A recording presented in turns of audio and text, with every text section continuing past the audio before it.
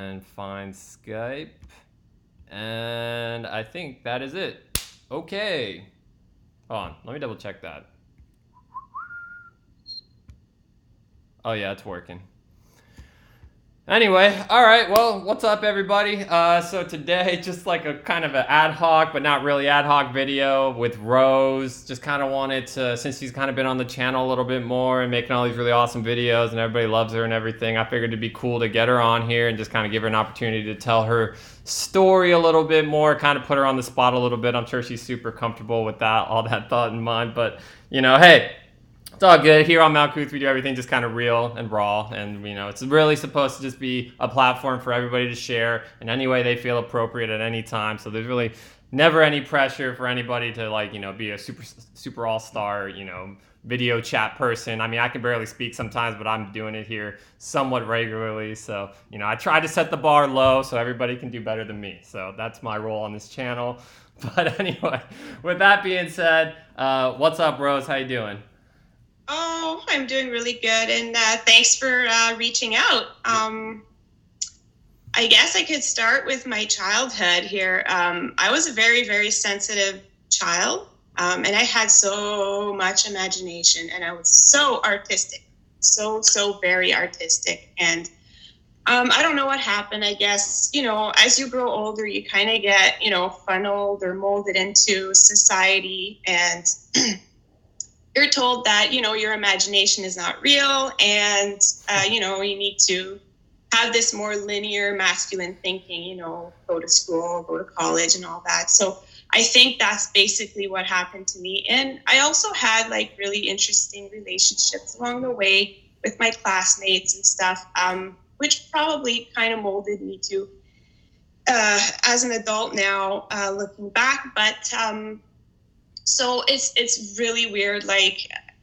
as I grew older, like in high school, I kind of lost my artistic side, and I kind of lost, that imagination side of me. And I went, like everybody else was doing. I had a job, and then eventually went to college. And actually, my first year in college, I took graphic design because I kind of knew that I was, I still had that artistic side, but I only did 1 year, and it didn't take very long before, people started to, put thoughts in my mind that, you'll never get a job. There's no jobs in the arts, and, get kind of, you should have a real career. So what ended up happening is growing up in Sudbury, Ontario.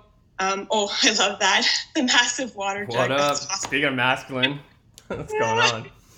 Getting your water. Yeah. So growing up in Sudbury, Ontario, it's a renowned mining camp. So there's a lot of mining activity in Northern Ontario. So obviously, and at the time when I was in college, the mining industry was just booming like crazy. People were making a lot of money working in the mines, and I don't know what happened. Well, okay, I do know technically. My ex-boyfriend at the time was working in the mining industry, and he's the one that convinced me to leave the arts and pursue a career in mining, which is very, masculine and all mathematics and yeah, like very much linear analytical thinking. So it moved me away from my natural state, which was, artistic imagination, all of that stuff. So it kind of moved me away, and it's very strange. I find that I kind of lost myself when I started to deviate, right? So you're this is like when you graduated, so you're like 21, 22 roughly? Exactly. Yeah. Exactly. So by the time I had my mining technology degree, I was 20, 22, 23 years old, and I was working at that time in the mining industry. And at the same time, I really, really got into dirt biking and enduro racing and motocross, the whole power sports industry, snowmobiling, all of that stuff, which is so weird because I grew up, again, let's go back to my childhood. I grew up on a farm, like a hobby farm. I had animals like ducks and chickens, and Yeah. Like, I'm so fortunate to have experienced that. Like, my parents never had a lot of money, but they spoiled me in so many other ways. Like, I had a horse and had ducks and chickens, and I always had a lot of animals, and I grew up around, acreage and trees and flowers and vegetable gardens. So Yeah. like I grew up around that, atmosphere. But, like I said, something happened along the way. I deviated from my true Now, my did soul. you have any siblings or anything, or was it just you and your parents?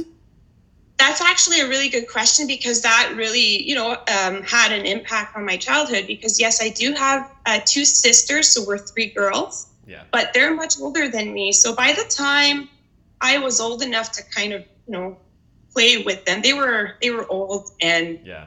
and already, in high school and going into college. So I it's like I've never really had siblings. I was more like an only child technically, because they were Sure. much older than me. But now we're like best friends. I love my sisters. Yeah. They're Yeah. the best.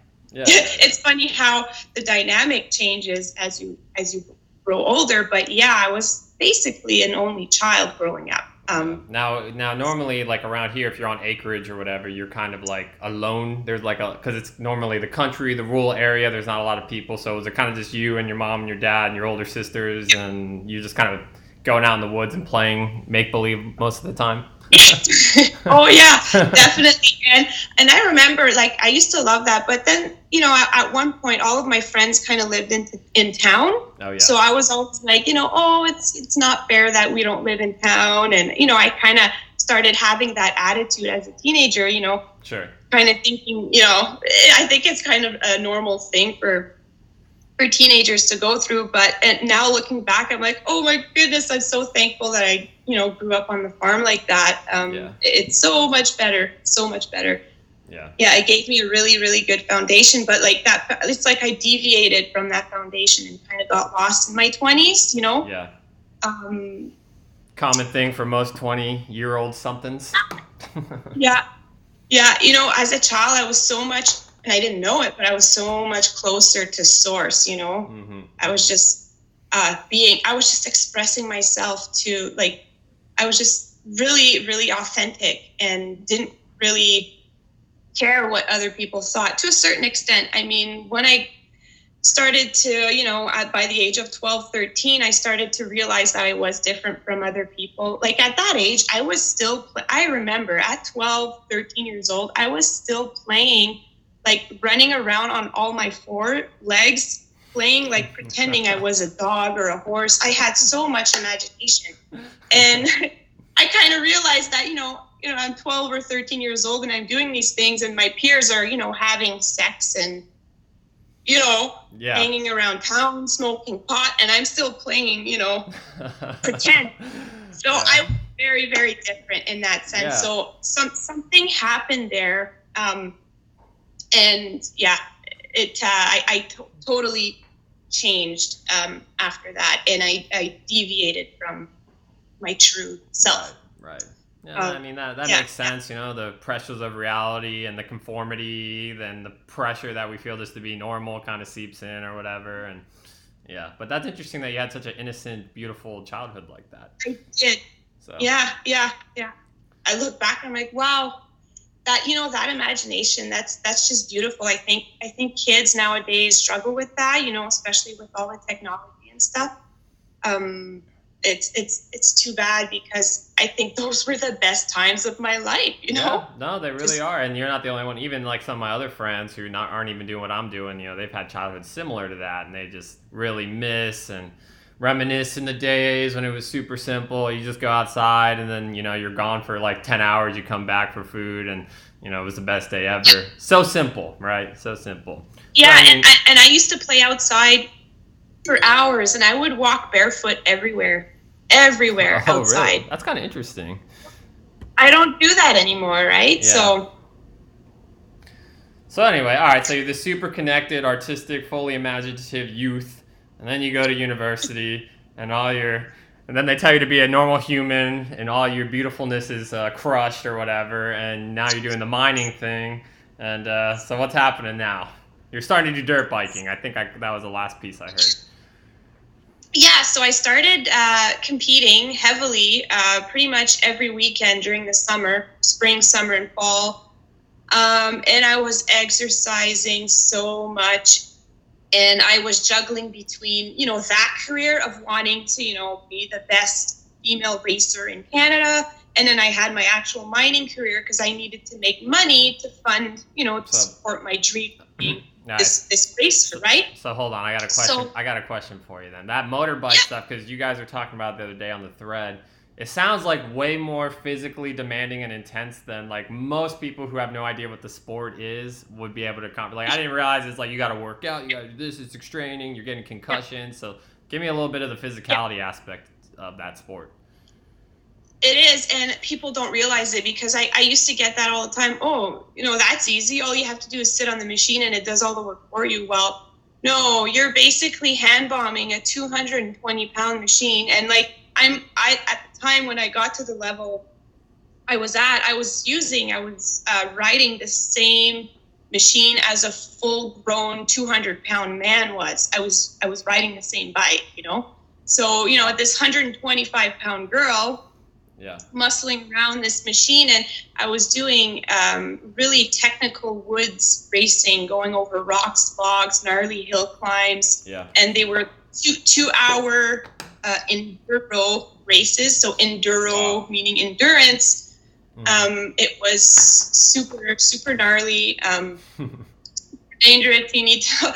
Now I'm looking back, I haven't really been riding ever since I got sick about 5 years ago, because that totally like crushed my confidence. And we'll talk about that a little bit too, because I went through this whole like spiritual awakening, and oh my goodness, riding dirt bikes, it pollutes the planet. It's so unspiritual, So for a while I was battling with that as well.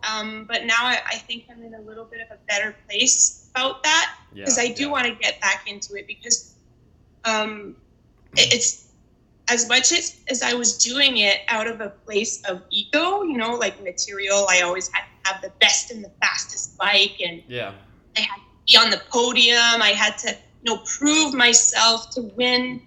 It's like my worthiness was tied to that podium. I was just so egotistical about the whole thing, but I didn't know, right? I think that's a lot of people. Now, question. Was it kind of normal, or were you kind of on the fringe and most people thought you were like a little crazy because you got into this motorbike sport a little bit? And what did people think about it? You know what? I think that was one of the reasons that was one of the reasons why I did it, because people were like, "Wow, that is so cool," So I'm just being honest here. At least now I see it. But it definitely, I felt like I was fitting in. I felt like I was. It sounds funny, but I was fitting in. I had built these relationships around dirt bikes, and I was friends with all these people, and which is, they are not bad people, but I think I was doing it out of the wrong place, or I was not doing it for the right reasons, maybe. And I think that's why I maybe would have never become the best racer, because I was just not doing it out of the heart. You know what I mean? I was doing it out of a place of lack, as in like I need to prove myself, and it's very, very strange. It's all of these emotions go, like I've processed all of these things over the years, being on my health journey, and trying to mend this relationship with dirt biking, because it was a part of me for a long time, and to throw it all away just because it's not spiritual to ride a dirt bike, I don't think that's right either. I have to find that balance and do it for the right reasons. And I'm kind of starting to see it now, which is good. So maybe this summer. How cold is it there right now, by the way? Today is minus 10 degrees Celsius. That's crazy. So there's still 2 or 3 feet of ice on the lakes right now. My husband's actually ice fishing right now. Wow. Yeah. From Texas to Canada, I like the Texas weather a little bit better. Although it's still too cold for my particular taste sometimes, Uh, but I'll take that over negative 10 degrees Celsius and 3 feet of ice on the lake. So anyway, all right. So let's see. So you're doing the dirt bike thing, and then I'm guessing you're pushing yourself a little too hard, and then you're also working a new job and career, and like life starts to kick in and it gets hard. So sounds like you're getting set up to get sick over here. So what kind of happens? so a lot of things happened, and it kind of like accumulated over that my period in the 20s. I had lost my brother-in-law at the time to suicide, which was very difficult because I took it like it was my fault, because the very last thing he told me was, he was upset with me and he kind of took off, and then a few days later he was gone. So that definitely that Yeah. was a huge one for me. Yeah. And then after that I had really bad situation happen at a mine I worked at. I was trying to do the right thing. At the time I was working as a ventilation technologist, so I basically would assess the air quality underground for the miners, make sure that there's adequate ventilation to run the equipment, and there's adequate dust suppression and all of that. Yeah. Because oh my God, it's so unhealthy down there. It's like no wonder we have so much nickel and all that stuff coming through in our hair tests, right? Yep. Um, so I was basically taking care of the ventilation there, and then I flagged a lot of issues we had with our ventilation system, and being so naive, I thought I was doing the right thing by, hey, let's fix this. But what happened is I was stepping on management's toes, because they don't care about the health and wellness. They just want, production, get the ore up and out of there and let's make money. So at the time I wasn't seeing that, because in the media, they safety first. And, there's all this big show about safety first, but when you're right in there, those are actually lies. Those are lies, and there's a lot of dark stuff going on in the mining industry, and I'm sure with a lot of other industries. But anyways, I ended up getting ostracized and pretty much banished from that place for doing the right thing. And that was so difficult for me, because at the time I didn't understand, but now I look back, I'm like, wow, I'm so glad it happened, because I learned so much from that experience. But when that happened, after that I had to start taking antidepressants because I just couldn't cope with all of, I couldn't swallow what had just happened, and I was blaming it on me. It was all my fault, even though I was trying to do the right thing. It was like I was putting all the blame on myself. So it was very difficult. I had a hard time coming out of that hole, right? Yeah. So I ended up getting another job after that, and not long after that, me and my ex broke up, and that was like a huge ego for me, because he's the one that told me to go into mining. He's the one that kind of influenced me to do the whole dirt bike thing. Yeah. And I was like, oh my God, this is not even me. Wow. Wow. I had this whole epiphany of what have I been doing this whole time? I've deviated so much from me. Yeah. And I struggled, and then that's when I got sick. That's when I got sick with mononucleosis. And the mono, I was about 26 or 27 when that happened. So apparently when you get mono when you're older, it can be... quick. So what is that for people who don't know? Including me, what is that exactly? No, that's fine. Mononucleosis, from my understanding, is a strain of a herpes virus, but it's specifically called Epstein-Barr. Oh, okay. Yeah, and what happens is most people have it. I think 90% of the population has it, but or by the time you reach a certain age, everybody has it. But the problem is when you're stressed and sick, you're going to get consumed by that virus, and you're Yeah. going to have the mono symptoms, which are like the glandular fever, the extreme fatigue, dizziness, and disorientation, and all of that stuff. So I ended up getting the actual like full-blown symptoms, and the doctors couldn't figure it out at first. I went in for testing and they said, no, it's not mono. But then I was Googling everything. I'm like, I'm pretty sure I have mono. So in the meantime, they gave me some form of penicillin or antibiotics. And when you do that, when you have a full-blown viral infection and you take an antibiotic, because an antibiotic is for a bacterial infection, and I actually had a viral infection, my body just reacted really severely. And I think that actually made my whole condition worse.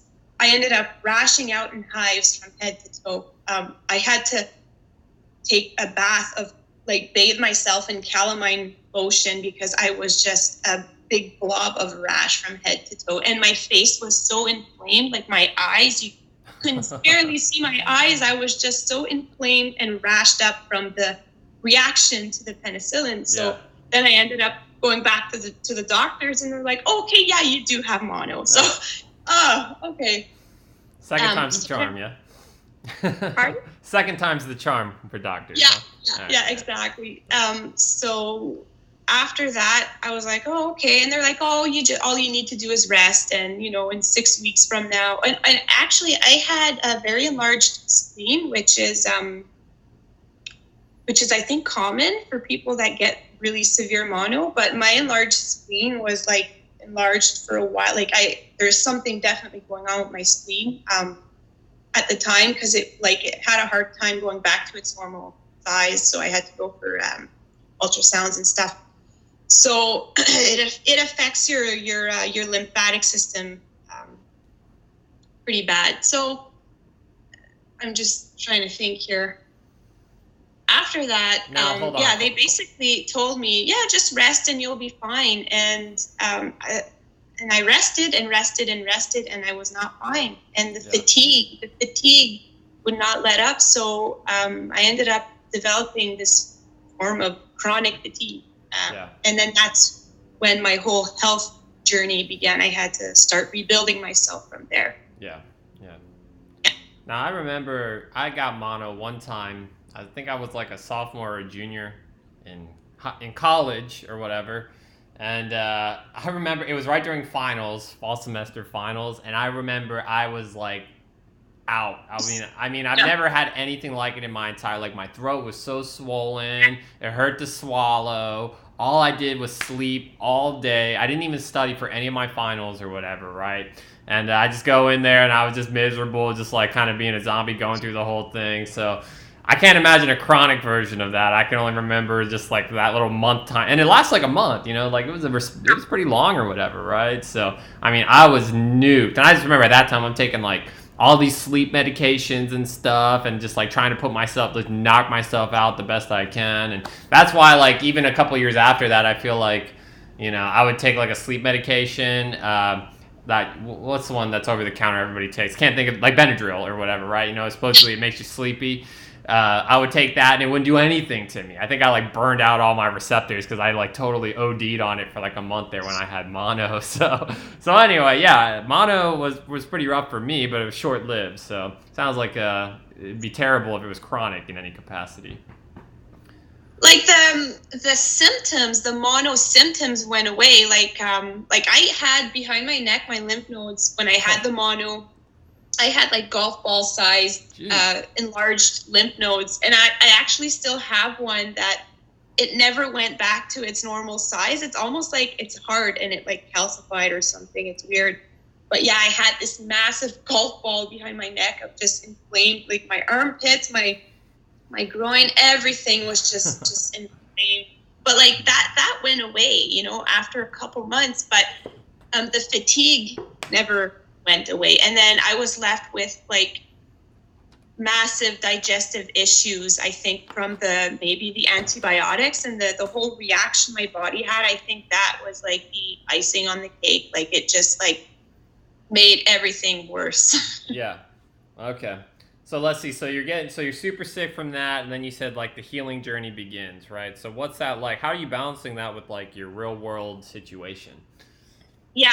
So after I had mono, technically my healing journey didn't begin just yet. So at the time, I was working a fly-in, fly-out job at a mine in Quebec, like in northern Quebec, which is pretty remote. So I would take a plane, fly, work there for a week, fly back home, be off for a week, fly in 1 week in, 1 week off type of thing. So um, when I worked there, I had no choice but to eat whatever they were serving in the cafeteria, right? And so I ended up gaining, 20 pounds when I was there for a period of about 9 months, and I was still very tired, and I would exercise and I couldn't get the weight off. I never had that issue in my life. So I'm like, okay, there's something going on here, and I'm still tired from my mono.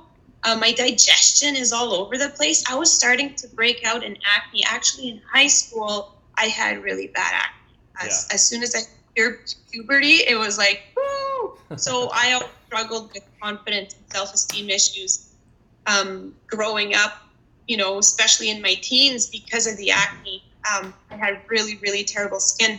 But then I took Accutane, which probably fried my liver, but gave me relief for about a decade. Yeah. And I probably needed that because I had such self confidence issues. So, but now my acne was coming back. I was like, what's going on? I took Accutane. That's supposed to take care of it, but no, it was coming back, and it was coming back like all on my chin, my neck. It was just like horrible. So I'm like, okay, whoa, there's something going on. So after about working there for 9 months, I said, whoa, no more. Yeah. So I quit, but luckily they kept me and I could still work from home, reduced hours, which was perfect because I was just a mess. I used to struggle over there. I was so depressed because I was away from home. And then my week here, I would spend my week here and worry about going back out, for that week camp. So it was just not, some people like the fly out stuff. For me, it just didn't work. So I'm like, whoa, I can't do this anymore. So my boss was so kind at the time. He let me work from home, and we didn't have much work at the time. So I was only working about 20 or 24 hours a week, which was perfect because then I started educating myself. I started listening podcasts. I started, educating myself pretty much. And at the time, I wasn't into the whole spiritual aspect. It definitely started with, physical health and so that's where it started. And so I got mono about 5 years ago, and my health journey started maybe 4 years ago. Okay. Yeah, and I've been on nutritional balancing for about, now it'll be almost 2.5 years. So I did other things before balancing. Yeah. What did you try before you kind of stumbled across it? What other health things were you doing? And and that's the reason why I stumbled across it too. What I tried several things, but one thing that really helped me is I started educating myself about concepts like Ayurveda, right? Dr. Wilson talks about Ayurveda, which is an ancient Indian form of medicine. And they have these different tongue profiles. And I remember looking at my tongue, and the back of my tongue was all white and glossy. I'm like, oh my God, my colon is toxic. My colon is toxic. I've got to do something about it, right? Yeah. So that's when it kind of like clicked for me. So I ended up calling a colon hydrotherapist. And Dr. Wilson talks about colonics too on his website. They're not recommended as much because they do involve large amounts of fluids, and they could potentially imbalance your electrolytes. But for me at the time, I think I was chronically constipated too. So it just helped so much. So I did, with that lady, 10 sessions back to back, like 2 a week for like 5 weeks, equate to 10 sessions. And she would introduce, those really large jugs, refillable jugs. I don't know if you have that in the States, but we have that in Canada. Yeah. She would introduce 2 jugs of liquid or water in my colon over like a I think 45 minute gallons. Period. That's like 10 gallons or something. So yeah, like large amounts of water. And but what was interesting with her, before she would do a coffee enema. So first thing, I would go there, lay on the table, we would do 10 minutes of coffee enema. And she started explaining the benefits of coffee enemas, and I'm like, oh, that is weird, but I trusted her, went with the flow. Yeah. And then we would do the 10-minute coffee enema, and then like, let's say 40 minutes of like just water, and rinsing everything out. And I'll tell you, that weight that I gained when I was working, I did 0 exercise, and in 2 months I was back to my normal weight just by doing the phonics. Yeah. Says a lot about digestion health overall. Oh yeah. And then at night, so she prescribed, and I followed her regimen to the T. She said every day for let's say 5 weeks I was seeing her, she says every day at home you do a coffee enema. So she got me set up with a little disposable enema bag that I reused like a million times. But yeah, you're in there. Yep. And she got me set up with that, and she would make me do castor oil packs, which Dr. Wilson as well. I think they're not as powerful, but she would get me to rub castor oil on my stomach, and I would wrap myself in a white cotton cloth. Yeah. Heating pad and lay there, right? So I did that every day. Wow. And then I would see her twice a week for a session of colonic.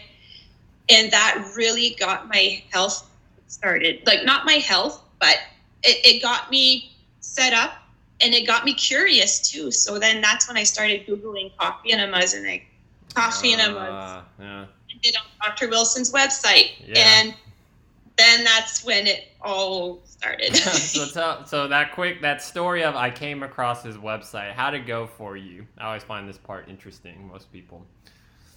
I resonated so well with his more like medical articles, like the coffee enemas and the minerals and all that. I did read a little at the time. I did read a little bit about his more esoteric stuff, but I was like, that's a little bit weird, but hey, to each his own. But I really resonated with like the hair test, coffee enemas, the procedures. I was like, yeah, this is where it's at. So yeah, it's pretty interesting. Yeah. Okay, so that's cool. So yeah, that's where a lot of people start too. I think they get more into like the health and the wellness and stuff. So let's see. So you started it, you said what, you've been doing it for 3 years now, or was it 2? I've been doing the official program for 2.5. It'll be 2.5 years. I'm actually waiting on my hair test. I should be getting it every time. It's going to be 2.5 years taking the supplements and doing like the procedures and the diet pretty well. But I actually kind of started before.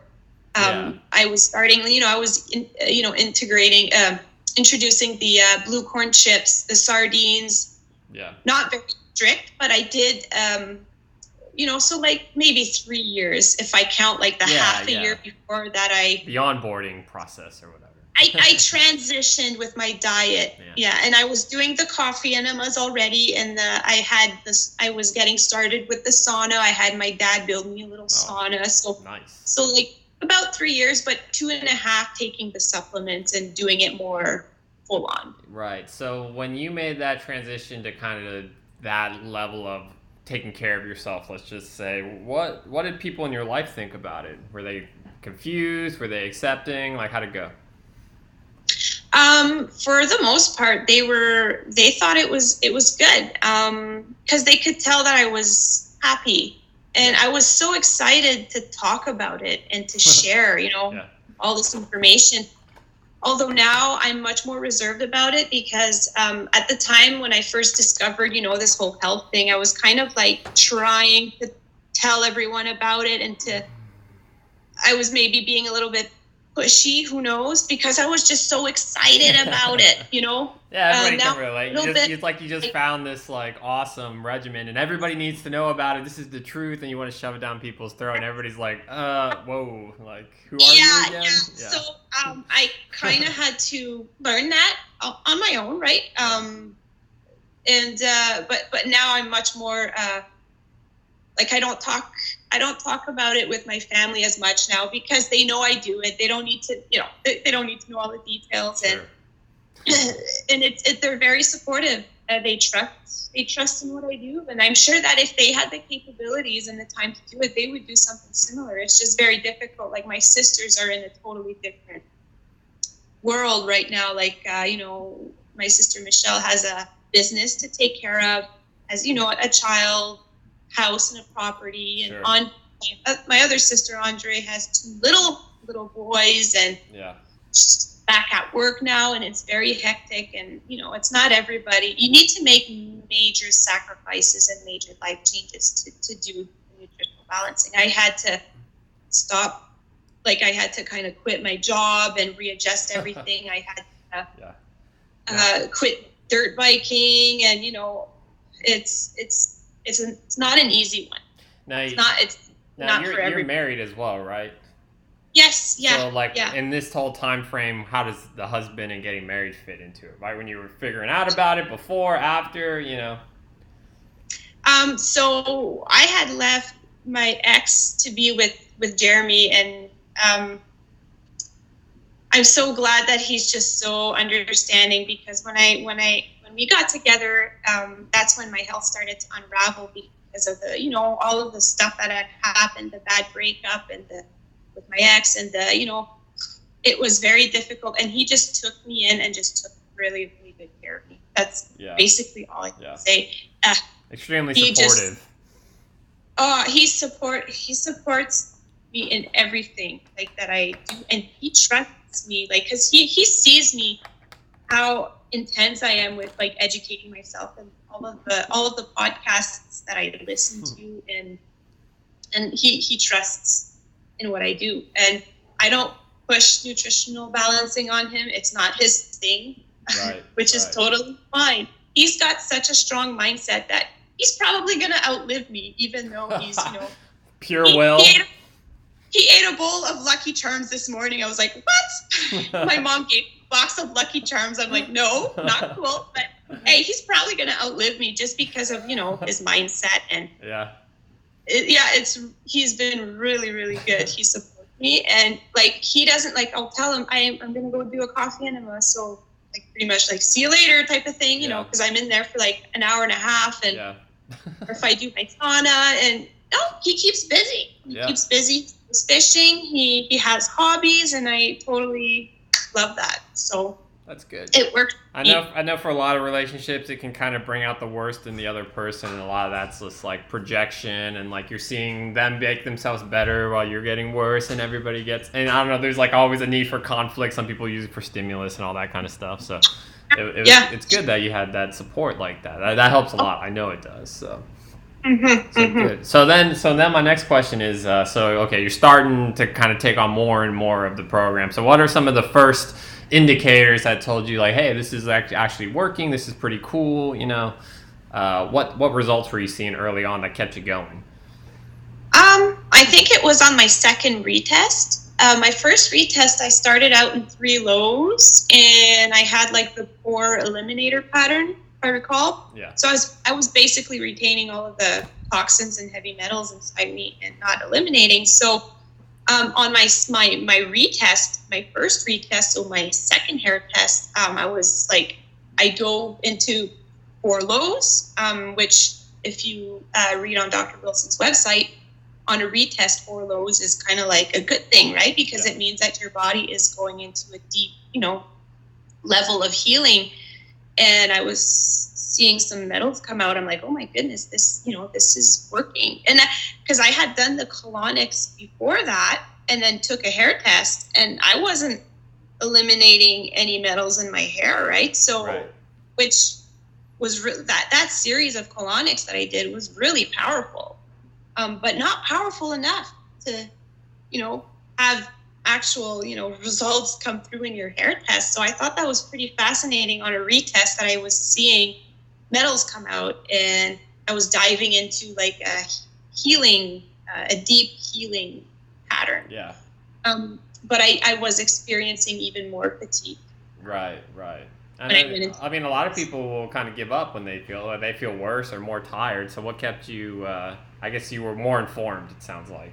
Or yeah, I knew that it means that I'm healing, and I was so hard on myself physically, and oh my God, as much as I did the whole dirt bike thing and all of that stuff, which was very physical, and I was really into fitness and over exercising.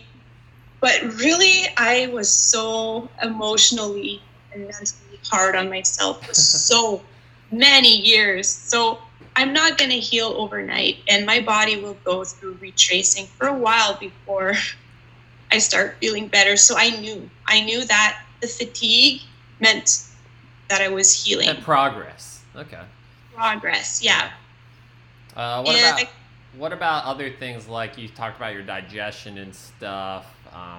Was that improving at all? Or were you able to handle that food load a lot better than previous diets you were doing?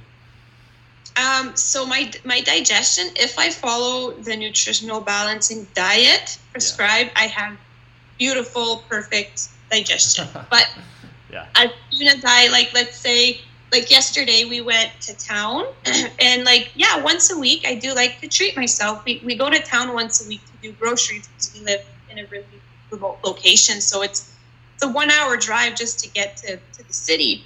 Yeah. So we end up having supper in town just as a treat. So, and we try to, go to better places. So there's this place that makes pizza, and they still make their own homemade dough, and they load it with lots of veggies and stuff. So I feel a little bit better about eating that.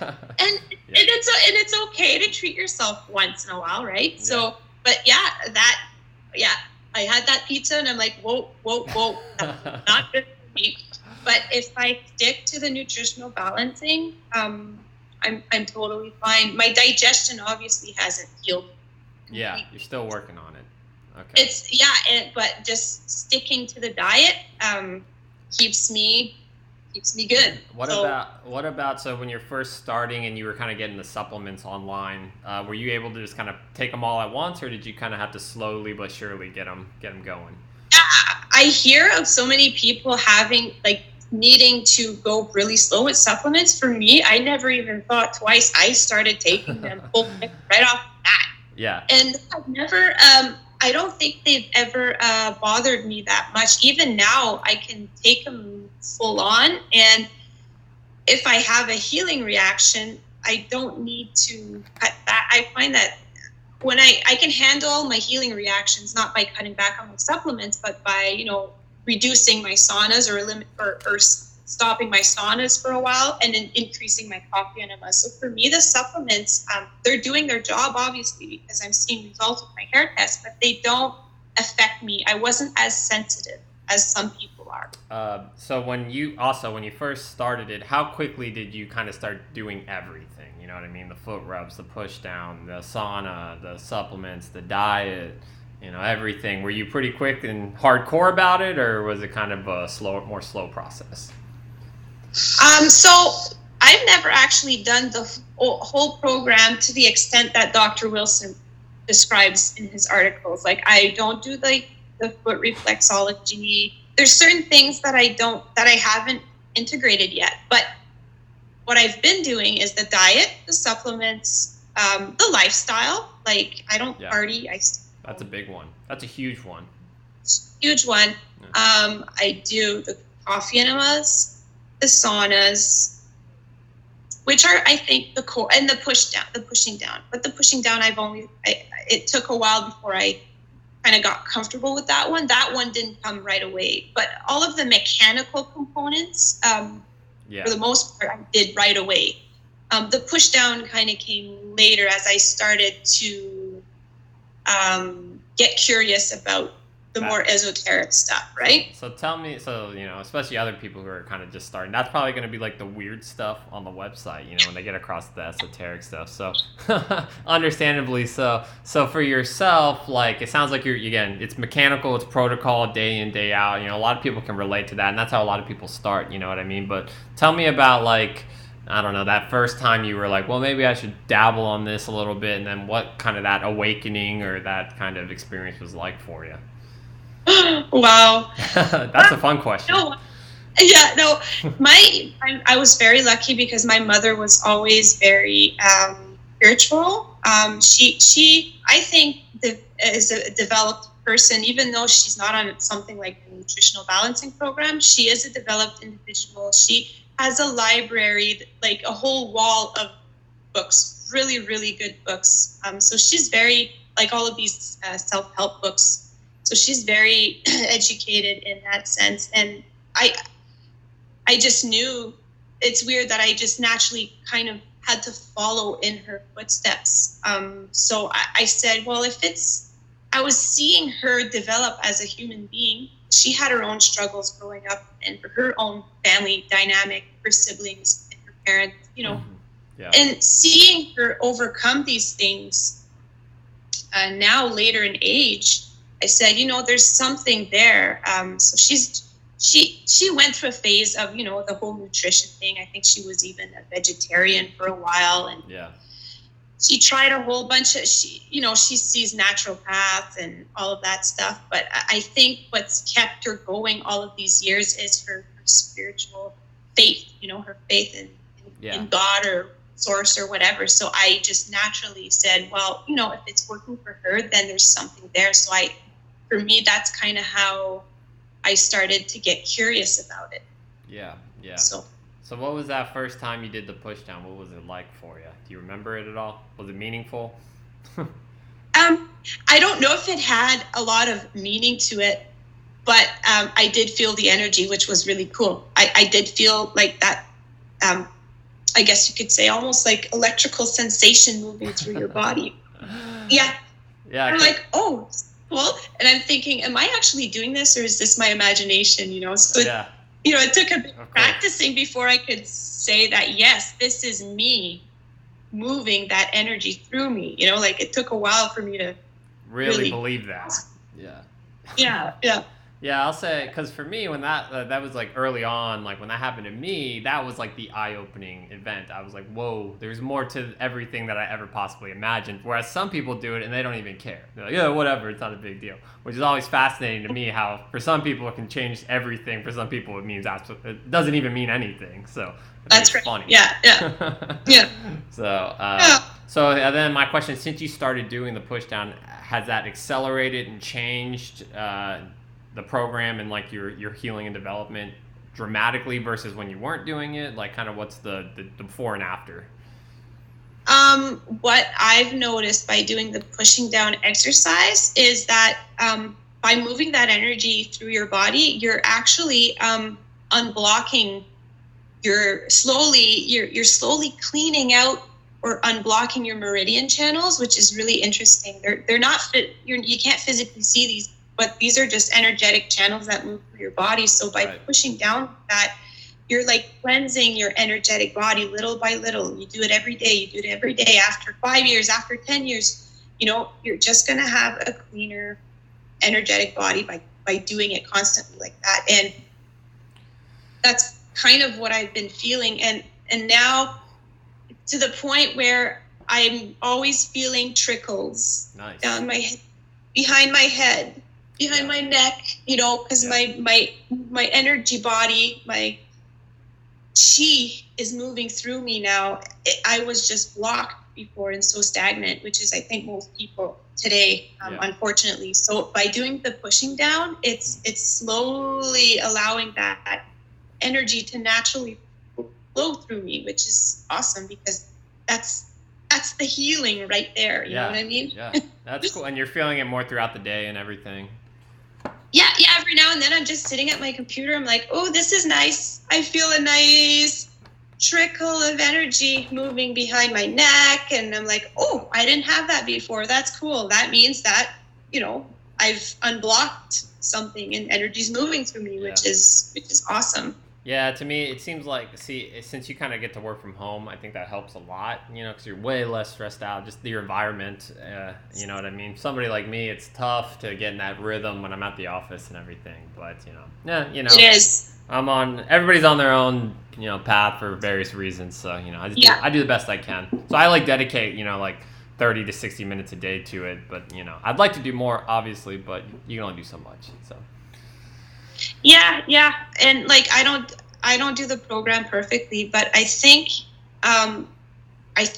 the key with nutritional balancing is to not do it perfectly, but to do it consistently and to stick to it, because healing takes time. You're not going to get results overnight. If you want your symptoms to go away, go see and go to naturopathy or homeopathy, or even there's all of these other different sciences out there that are more nature based.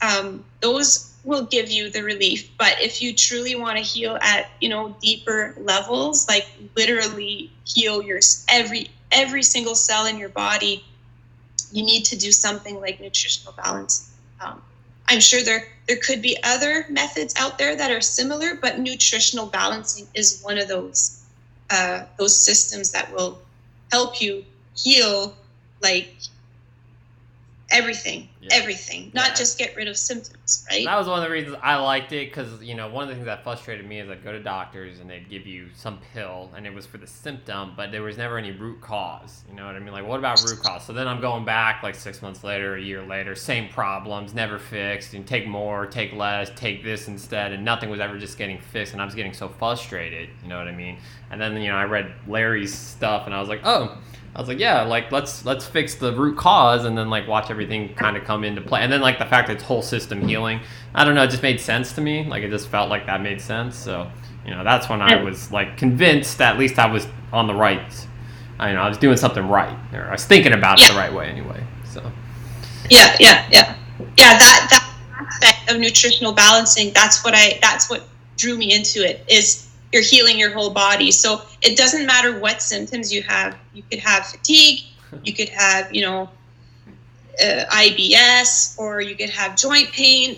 I mean, you're all tackling it the same way, right? Because you're just healing your whole body. And I can probably imagine from a patient perspective or a client perspective, it's frustrating because of the advice to fix your problem is, well, just keep doing the program. You know what I mean? And it's well, what about this thing that's right now? It's well, you got to take care of everything, so you just got to keep pushing. So that advice is probably frustrating for some people to hear, but my experience with it is it's been true. Sounds like it's been true on your side of the fence as well. You just got to keep going, have faith. It'll work. As frustrating as that might be sometimes. It is. Oh, for sure. And don't get me wrong. I have days where I'm like, oh man, I just, I don't want to do a coffee enema. I just want to do something fun instead, But I got to do my coffee enema, But on most days, though, I'm very appreciative. I'm so thankful that I found the program, and now over the 2.5, 3 years, I've seen a huge difference. My mood, I'm not on my antidepressants anymore, which is awesome. And I have I feel so good. Yeah, I'm still tired because my body is healing and detoxing, which requires energy, and it's going to be hard on the body.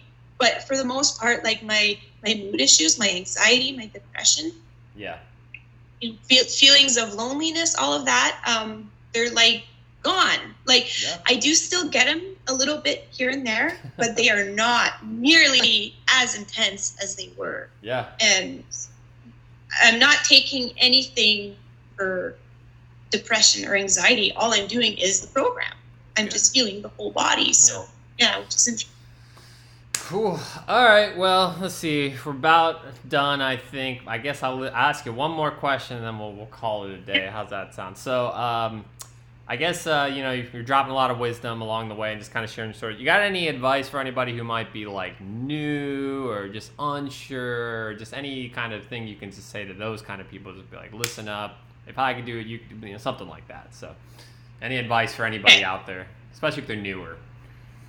Sounds good. My husband just got home, so my dog's here. Okay. Oh, hey, puppy. It's okay. We like animals here. Yeah. So my advice would be to I know it's difficult at times, but you just got to stick to it, and you and don't get into the little details of it, and don't be so hard on yourself if you're not doing it perfectly, because none of us are. It's if you read Dr. Wilson's website, I mean, there's so much stuff on there that it would be a full-time job to do the program. That's just the reality. But most of us need to work and have a job. So you need to make money, right? To buy the supplements, to buy the food. So it's just, don't be so hard on yourself if you're not doing it perfectly, and keep doing it, because you're not going to see results overnight, but over time, over a couple of years, that's when you're going to be like, wow, like, yes, this is working. Because like I said, it takes a lot of energy. It takes a lot of time to heal at deep levels. So don't give up. And you'll notice too that with time, you kind of build up resiliency. So you'll have more good days than bad days. And then eventually you will practically have no more bad days. Like, you just build up resiliency. So that's actually been one of my themes lately, is resiliency. Yeah. And I think this program, that's what it's all about. It's building resiliency. Yeah. So don't give up. Keep doing it, and don't be so hard on yourself if you're not doing it perfectly, because in the big picture it won't matter. And if you need to take a day off during the week to do something other than coffee enemas and saunas, like do something creative like drawing or painting or whatever your hobbies are, that's fine too, because you also need to feed the soul, right? Right. So it's about finding balance, right, and not giving. That was good advice for sure. I mean, a lot of people, and I was one of those people too. I just beat myself up every time I did something. I was like, everything's ruined. I like the whole program. Like, I missed like one meal. Everything's ruined. It's not how it works. That's right. I had a slice of pizza. Oh my god, all down the drain. It doesn't work like that. Hold on, laptop's almost dying. Let me just plug that in. I think I got it. Okay, cool. So perfect. Yeah, that's good advice. I think that's something a lot of people could probably hear. I kind of lost my train of thought. I had something really awesome to say to close out this whole thing, but I forgot because the battery almost died. So I guess it wasn't that awesome. So anyway, all right, Rose. Well, that's all I got. I appreciate your time this morning. Anything else you got to say? No, I think I'm good. Just maybe just thank you for doing what you're doing with the channel. I think it's really good. I think there's not a lot of material on there about nutritional balancing on the internet right now, except for there's that Deep Healing Space, which is an excellent channel, and there's Dr. Wilson's website, but there's not much else out there. So having another channel. Yeah, the short version of it. The short version of it is I'm kind of a nerd, and I like to hear what everybody has to say about everything. So like, I tried to build something that would get more people like involved. So it's for my own fulfillment, but I think it can do a lot of good for everybody. So I think it's a good concept to bring other people. Not just have like you talk on the channel, but bringing in different people. If we could get more people to post videos, I always look forward to the video. Me too. Like, grab a popcorn. Yes, popcorn.gift, baby. So if you're listening out there, if you're interested in posting a video, it's all people are welcome, really. So I can help you with the upload or whatever. Even if you only want to do one-time thing. What I've noticed, and maybe Rose can speak to this as well, maybe we can close it on this, is just for me, like whenever I do talk about a topic or whatever, if it's on my mind, it seems like I get closure or answers to whatever I'm talking about. And then it seems like if I think of it as like an act of service, I get rewarded for those acts of service. And I tell people this, it's almost like a hack in life, you know what I mean? It's like, well, this YouTube channel is like, it's really humble and simple, but it seems like it's done so much for me in so short period of time where I'm just like, I don't even, like, I really want other people to do it for themselves, you know what I mean? Like, I think there's a lot of benefit for them that they don't even realize, because I didn't even realize it, so I just kind of picked up the torch and started walking with it. So I don't know if you feel the same way at all, but I mean, that's one thing I'd like to say to everybody who's listening out there. definitely. When I'm making my videos, it's like spur of the moment, and it's like, hey, I feel called to talk about this or to do this, and I just do it. And it's like I don't do like editing. I just like, even if I'm all weird and I stumble on my words, like that's me. That's me, you know, like, so, and I think it's good for me because I've been struggling with my expression, these like self-expression, expressing myself these days. So it's a way for me to vocalize my thoughts, and I need to practice that. That's good. It's probably good for your throat chakra too. I didn't think about that. It is definitely. Yeah. So that's what I've been feeling. So. All right, cool. Well, anyway, I'm gonna end this recording and get the file synced up and all that jazz. So, Rose, it was good talking to you, and I'm sure we'll talk again soon. All right. Sounds good. Thank you. All right. Bye.